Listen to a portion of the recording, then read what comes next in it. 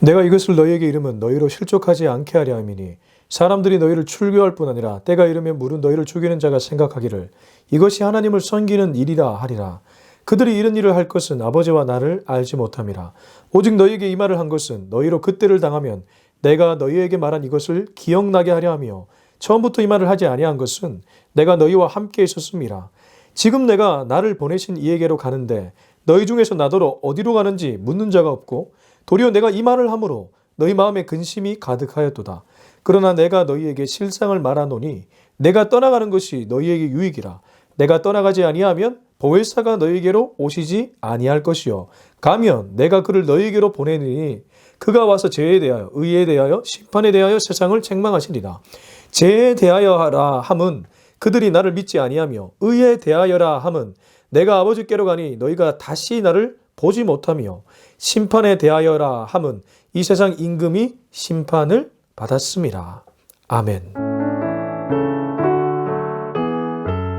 네, 오늘은 요한복음 16장 1절부터 11절까지의 말씀입니다.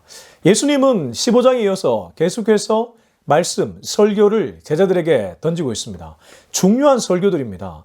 이 설교의 내용이 자신이 이 세상을 떠났을 때에 제자들에게 닥쳐올 일들에 관한 얘기였기 때문입니다. 우선 16장 1절을 먼저 보겠습니다. 내가 이것을 너희에게 이름은, 내가 이것을 너희에게 설교하면, 내가 이것을 너희에게 말하고 있음은 너희로 실족하지 않게 하려 함이니. 예수님께서 장황하게 계속해서 자신이 떠난 이후에 일어날 일들에 대한 얘기를 한 이유는 제자들이 실족하지 않도록 하기 위함이었습니다. 나는 참 포도나무요 내 아버지는 농부라. 너희가 내 안에, 내가 너희 안에 있으면 너희는 열매를 많이 맺는다. 그러나 너희가 나를 떠나서는 아무것도 할 수 없다.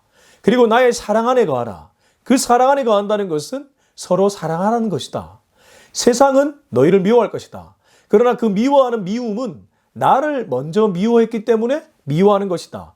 이러한 메시지를 던진 이유는, 내가 너희에게 이름은, 그 이유는 실족하지 않도록 하기 위해서였습니다. 제자들은 금방 넘어질 것 같은 그런 연약한 존재들이죠. 성령 받지 않았던 제자들, 아직 보혜사 성령을 경험하지 못한 제자들은, 성령 충만하지 못한 제자들은 어떤 의미에서 약하기 그지없었습니다. 그래서 예수님은 이것을 미리 알려주셨던 것이죠. 저와 여러분도 마찬가지라고 생각합니다. 우리는 언제든지 실족할 수 있는 연약한 인간들입니다. 그러나 우리가 실족하지 않는 유일한 방법이 있습니다. 하나님의 말씀을 날마다 붙잡는 것입니다. 예수님이 일러준 이 말을 붙잡았던 제자들은 실족하지 않을 수 있었습니다. 그 말을 기억나고 그 말이 진리였구나. 보혜사 성령이 오셨을 때 또렷하게 증언하고 드러나게 하니까 그들은 더욱 그 생각이 분명해졌을 겁니다. 그날 이후로 이들은 어떠한 핍박과 고난이 와도 실족하지 않았습니다. 그러나 성령 충만하지 않고 말씀을 붙잡지 않았던 무리들은 아마도 실족했을 겁니다. 그래서 예수님은 이것을 알려주는 것은 너희로 실족하지 않기 위함이다. 지금도 우리를 실족하게 하는 여러 유혹거리들이 얼마나 많이 있습니까? 이 시대의 철학도 우리를 실족하는 무언가가 될 수 있고, 가까운 사람의 말도 나의 신앙을 흔들 수 있는 그런 유혹거리가 될 수 있고, 또 내게 닥쳐진 어떠한 고난이나 문제도 그러한 실족거리가 될 수 있습니다. 그때마다 오늘 말씀을 떠올리셨으면 좋겠습니다. 2절입니다. 사람들이 너희를 출교할 뿐 아니라 때가 이르면 물은 너희를 죽이는 자가 생각하기를 이것이 하나님을 섬기는 일이라 하리라. 예수님이 떠나가고 나면 때가 이르렀을 때에 이들은 예수 믿는 무리들, 당시 제자들이나 예수를 따라던 그리스도인들을 출교한다고 얘기합니다. 근데 출교해서 끝나지 않습니다. 출교할 뿐만 아니라 때가 이르면 물은 너희를 죽인다. 출교는 공동체에서 밖으로 퇴출시켜버리는 것을 얘기하지 않겠습니까? 말 그대로 출교죠. 그런데 출교한 것까지도 기분 나쁘지만 받아들일 수 있을 수도 있지만 나중에는 죽여버린다고 합니다. 근데 죽여놓고도 이들이 하는 말이 무엇입니까? 이것이야말로 하나님을 섬기는 일이다. 아니, 어떻게 사람을 공동체 밖으로 내쫓아버리고 심지어 죽임까지 했는데 이것이 어떻게 하나님을 섬기는 일이 될 수 있습니까? 영적 무지에 들어간 사람들은 이런 일을 할 수 있다는 것이죠. 이 시대뿐이겠습니까? 예수님이 떠난 후에 제자들에게만 이런 일이 일어났겠습니까? 지금도 이런 일들은 일어납니다. 지금도 어떤 사람들은 하나님의 이름으로 누군가를 괴롭힙니다. 전쟁을 일으킬 때도 홀리 워, 거룩한 전쟁이란 이름으로 하나님의 이름을 이용해서 누군가를 짓밟습니다. 얼마나 어리석은 일인지 모릅니다. 과거의 십자군 전쟁은 어떤 의미에서 기독교의 수치스러운 역사이죠. 그 십자군 전쟁은 십자가가 없는 전쟁입니다. 말이 십자군 전쟁이지 정말 십자가의 정신이 있었다면 어떻게 무고한 인명이 죽어나갈 수 있겠습니까? 나의 명분을 교회나 신앙이나 성경의 그러한 가르침을 끄집어와서 그냥 적용하고 있다면 그건 제자가 아니라 예수님을 따르는 사람이 아니라 오늘 여기 기록된 누군가를 출교시키고 죽이고 그래 놓고도 나는 하나님을 섬긴다고 말하는 그러한 무리 될 수 있다는 거죠. 저와 여러분도 조심해야 될 것입니다. 그리고 우리가 깨어서 그것을 분별할 줄 알아야 될 것입니다. 지금도 출교하는 무리들도 있고 죽이는 무리들도 있습니다. 꼭 살인만이 아니라 마음으로 누군가를 죽일 수 있지 않습니까? 공동체 안에서 누군가를 왕따시킬 수 있지 않습니까? 그것이 출교요, 그것이 죽이는 일입니다. 그래 놓고 그들은 내가 하나님을 섬기는 일을 했다고 스스로 자화자찬할지도 모릅니다. 영적 무지에 빠진 사람이죠. 예수님은 그런 사람들이 그 행동을 하는 이유를 3절에서 이렇게 설명합니다. 그들이 이런 일을 할 것은 아버지와 나를 알지 못함이라. 예수님을 보내신 하나님을 모르기 때문에 이런 일을 한다고 합니다. 하나님을 섬기는 일이라고 자신은 착각했지만 하나님을 전혀 모르는 영적 맹인들이죠. 눈 감고 귀 멀고 입도 말 못하는 그러한 바보 멍청이들인데 모른다는 겁니다. 저는 저와 여러분이 그런 사람이 안 되었으면 좋겠습니다. 영적 분별력을 똑바로 갖고 성령 충만하여서 하나님을 섬긴다는 그 일이 도리어 생명을 죽이는 일이 되지 않도록, 누군가를 왕따시키는 일이 되지 않도록, 누군가를 아프게 하는 일이 되지 않도록 깨어 있어야 된다는 것이죠. 바리새인과 서기관들과 율법학자들, 율법교사들은 똑똑한 사람들이었습니다. 그들은 종교적 열심이 분명히 있었던 사람들이었고 당대의 사람들에게 칭찬받던 무리들이었습니다. 그럼에도 불구하고 그들은 하나님을 섬긴다는 미명 아래 이들을 쫓아내고 죽였습니다. 저와 여러분이 그런 사람이 되지 말라는 법이 없겠죠. 그렇기 때문에 우린 예수님을 알기 위해 더 많이 했어야 될 것입니다. 4절입니다. 오직 너희에게 이 말을 한 것은 너희로 그때를 당하면, 내가 이 말을 한 것은 너희가 그때를 당하면 내가 너희에게 말한 이것을 기억나게 하려 하며 처음부터 이 말을 하지 아니한 것은 내가 너희와 함께 있었기 때문이라. 함께 있었음이라. 예수님께서 함께 있을 때는 이 말을 하지 않았지만 내가 곧 떠나가기 때문에 너희가 그 화를 당했을 때에 내 말을 떠올렸을 때 이래서 예수님이 이런 말씀하셨구나. 그걸 기억나게 한다는 것은 무엇이겠습니까? 실족하지 않는다는 것이죠. 너희가 넘어지지 않는다는 것이죠. 고난을 당하고 좌절을 경험할지언정 넘어지고 낙담하는 그런 인간이 되는 것이 아니라 영적으로 오히려 일어나는 인간, 영적 오뚜기가 된다는 것입니다.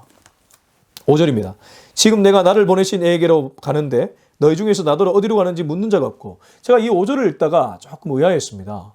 분명히 제자들 중에 몇몇은 꺼바디스 도미네, 주여 어디로 가시나이까? 라고 물었기 때문입니다. 근데 예수님은 지금 내가 나를 보내신 곧 하나님께로 가는데 너희 중에 나더러 어디로 가는지 묻는 자가 없다고 하는데 분명히 물었지 않습니까? 그러면 지금 예수님이 말씀하신 이건 무슨 뜻일까요? 이거는 비록 몇 명의 제자들이 묻기는 했지만 예수님의 의중을 정확하게 파악해서 물었던 것이 아니고 예수님이 아버지께로 가고 십자가의 죽음을 향해 달려가는 것을 알고 묻는 물음이 아니라 그저 예수님이 이런 얘기를 하니까 주님 어디로 가시나이까? 모르는 물음이었다는 것이죠. 의중을 알고 묻는 물음이 아니라 전혀 모르는 무지였다는 겁니다. 그래서 예수님은 마음에 답답함이 있었을 겁니다. 그래서 제자들이 아마 안타까웠을 것입니다. 자, 이제 6절입니다. 도리어 내가 이 말을 함으로 너희 마음에 근심이 가득하였도다. 예수님 이렇게 말씀하시지 않습니까? 내가 지금 이 말을 했기 때문에 너희 얼굴빛을 보니까 근심이 가득하구나. 내가 떠나간다는 그것 때문에도 근심이 가득하고 내가 하는 말들 때문에도 근심이 가득하구나. 안타깝게 그지없구나. 7절. 그러나 내가 너희에게 실상을 말하노니 내가 떠나가는 것이 너희에게 유익이라. 내가 떠나가지 아니하면 보혜사가 너희에게로 오시지 아니할 것이요 가면 내가 그를 너희에게로 보내리니. 예수님은 자신이 떠나가야지만 보혜사가 올 것을 알고 계셨습니다. 그래서 오히려 실상을 말하면 내가 떠나가는 것이 너희에게 유익이라고 얘기합니다. 사실 제자들은 영안이 밝지 않았습니다. 심한이나 영안이 밝지 않았기 때문에 예수님의 말씀을 전부 다 캐치하지 못했습니다. 아니, 우리들도 그럴 겁니다. 예수님의 속뜻과 깊은 계획을 알지 못하고, 깊고 넓으신 그 계획을 알지 못하고 그저 눈앞에 몇 센치만 보면서 예수님께 얘기하고 그것 때문에 근심하고 이랬던 제자들이었기 때문입니다. 그래서 그들은 예수님이 떠나가는 것은 불이익이라고 생각했을 겁니다. 그런 제자들을 향해 예수님은 오히려 내가 떠나가는 것이 너희에게 유익이라고 얘기합니다. 우리는 예수님이 나와 함께하지 않는다는 느낌을 받을 때 뭔가 서운하고 섭섭합니다. 내가 힘들 때 하나님이 나를 적극적으로 도와주지 않는다는 느낌 받을 때 서운합니다. 그러나 그것이 아니죠. 예수님이 떠나갈 때는 떠나간 것이 아니라 또 다른 모습으로 오기 위해 떠나갔다는 겁니다. 그리고 그 또 다른 모습으로 오는 성령은 예수님의 그 모든 것들을 증거해주고 예수님을 더욱 풍성하게 알게 해주는 분입니다. 그렇기 때문에 유익이라는 것이죠. 유익이라. 내가 떠나가지 아니하면 보혜사가 성령이 너희에게로 오시지 아니할 것이요. 가면 내가 그를 너희에게로 보낼 것이다. 예수님은 언제나 제자들이, 저와 여러분이 마음에 있었습니다. 1차적으로는 지금 제자들이 마음에 있었지만 사실 이 성경을 읽는 모든 예수를 따르는 무리들에게 관심이 있었던 것이죠. 우리와 함께하지 않는 것이 아니라 예수의 영으로 지금도 영원히 우리와 함께 하십니다. 내가 아파할 때 나보다 더 아파하시는 분이 예수님입니다. 예수님의 영인 성령입니다. 내가 근심할 때 나보다 더 근심하는 분이 성령입니다. 내가 잘못된 길로 갈 때 나를 위해 울고 탄식하는 분이 성령입니다. 그렇기 때문에 떠나간 예수님이 안타까운 것이 아니라 다시 오실 예수님을 기다리며 성령을 사모해야 될 그런 책임이 저와 여러분에게 있다는 것이죠. 8절입니다. 이제 8절부터 11절까지는 성령, 이 보혜사가 하는 역할에 대한 얘기를 예수님이 해주십니다. 그가 와서 죄에 대하여, 의에 대하여, 심판에 대하여 세상을 책망하시리라. 그가 오면 죄가 무엇인지, 의가 무엇인지, 심판이 무엇인지 분명하게 드러납니다. 그리고 그는 죄인을 책망합니다. 의인은 드러내고 죄인을 책망합니다. 그리고 심판을 알려주십니다. 그 얘기를 하고 계시죠. 9절부터 11절은 죄와 의와 심판에 대해서 좀 더 구체적으로 얘기해 주고 있습니다. 9절, 죄에 대하여라 함은 그들이 나를 믿지 아니하며, 죄는 딴 게 죄가 아니라 예수님을 믿지 않고 받아들이지 않은 것이 죄라고 얘기합니다. 원래 원죄의 기본 뜻은 하마르티아, 제가 지난번에도 말씀드렸지만 궁수가 관역을 향해 화살을 쏘았을 때 그 화살이 관역을 전혀 비껴나가는 것, 바른 관계가 아닌 것, 하나님과 삐뚤어진 관계가 바로 죄였습니다. 삐뚤어진 관계를 바로 잡아줄 분은, 영점 교정을 해줄 유일한 분은 예수밖에 없었습니다. 멀어진 관계, 깨뜨려진 관계, 돌아올 수 있는 루비콘 강을 다시 이어주는 브릿지는 예수 그리스도밖에 없다는 것이죠. 그래서 죄는 예수를 믿지 않는 것 자체가 죄라는 것입니다. 성령이 오시면 그것이 더욱 밝히 드러난다고 제자들에게 얘기하고 있습니다. 지금도 수많은 무리들은 죄 가운데 살아가고 있고 죄를 향해 치닫고 있습니다. 저와 여러분이 전도해야 될 이유가 무엇입니까? 저와 여러분만 노아의 방주, 구원 열차를 타면 안 되기 때문입니다. 지금도 죄를 향해 방황하고 있는 무리들을 향해 우리가 그 생명을 건져내야 될 책임이 있지 않겠습니까? 제가 이 메시지 왜 전하겠습니까? 오직 그 일을 하기 위해서입니다. 10절, 의에 대하여라 함은 내가 아버지께로 가니 너희가 다시 나를 보지 못하며. 이건 좀 좁혀서 얘기해 주시는 것인데, 의는 무엇입니까? 내가 아버지께로 가는 것, 예수님이 십자가의 죽음으로 달리는 것, 바로 그것이 의인데 너희가 다시 나를 보지 못한다고 합니다. 그게 안타까운 것이죠. 예수님의 십자가의 죽음을 받아들이지 못하면 그 사람은 의인이 될 수 없습니다. 영원히 죄인으로 살 수밖에 없습니다. 의인은 예수가 하나님께로 가면, 곧 십자가의 죽음을 맞이하면, 그 피를 수혈받으면, 보혈의 DNA가 내 안에 심겨지면 우리는 죄인이 아니라 예수님의 피 때문에 의인으로 거듭납니다. 그러나 그렇지 않은 모든 무리들은 다 죄인으로 전락해 버리는 것이죠. 11절입니다. 심판에 대하여라 함은 이 세상 임금이 심판을 받았습니다. 이 세상 임금, 달리 말하면 공중 건세 잡은 자. 예수님 모르고 예수님 부정하고 배척하고 살아가는 모든 무리들은 이 세상 임금이라고 할 수 있는데 결국 심판받는다고 합니다. 성령이 오시면 알곡과 가라지는 분명하게 드러납니다. 지금도 꼭 우리가 예수님의 재림 때만이 아니라 내 안에 성령이 계시면 죄와 의가 느껴지지 않습니까? 아, 이것은 무언가 하나님이 기뻐하는 일, 아, 이것은 무언가 하나님이 기뻐하지 않는 일 느껴지지 않습니까? 이 시대의 전쟁, 지금 러시아가 우크라이나를 공격하는 것, 누가 봐도 죄가 무엇인지 의가 무엇인지 느껴지지 않습니까? 성령은 지금도 인간들의 마음을 주장하셔서 만들어주십니다. 보게 만들어주십니다. 결국 심판날은 점점 오고 있습니다. 지금은 군사력이 강한 국가, 경제력이 강한 국가가 무언가를 심판하는 것 같지만 영적인 눈으로 보면 그들은 모두 심판받아 죽어나갈 그러한 국가이고 그러한 지도자들입니다. 결국 마지막에 가면 말씀을 믿고 예수 그리스도를 믿고 성령을 믿고 따라가는 무리들이 예수 품 안에 하늘나라에 가게 되어 있습니다. 이것이 성경이 우리에게 전하는 영적 메시지입니다. 저와 여러분이 성령 충만해야 될 이유가 여기 있습니다. 우리가 자칫 영적으로 강건해지지 않고 성령 충만하지 않으면 우리도 부지불식간에 이렇게 죄를 향해 갈 수 있고 또 심판을 받는 그런 자리에 나갈 수 있기 때문입니다. 두렵고 떨리는 마음으로 구원을 이뤄낼 수 있는 저와 여러분이 될 수 있길 주님의 이름으로 축원합니다. 이 시간 기도할 때에 주님, 나의 영을 지켜 보호하여 주시옵소서. 날마다 성령 충만할 수 있도록 성령님 나를 강하게 붙들어 주시옵소서. 보혜사 성령이 오셨을 때에 죄가 드러나고 의가 드러나고 심판이 내려지는 것처럼 제가 성령 충만함으로 그것을 지금 이 시간 분별하며 살아갈 수 있기를 원합니다. 이 시대의 아픔이 무엇이고 이 시대의 죄가 무엇이고 이 시대가 의가 무엇인지를 구별하며 살아가는 인생 되게 하여 주시옵소서. 우리 시간 다 같이 주님의 이름 한번 외치고 같이 한번 기도하도록 하겠습니다. 주여, 하나님 아버지, 이 시간은 우리 자신을 놓고 기도합니다. 하나님 아버지, 영적으로 충만할 수 있도록 날마다 나를 강건하여 주시옵시고 성령께서 나를 채찍질하여 주시옵소서.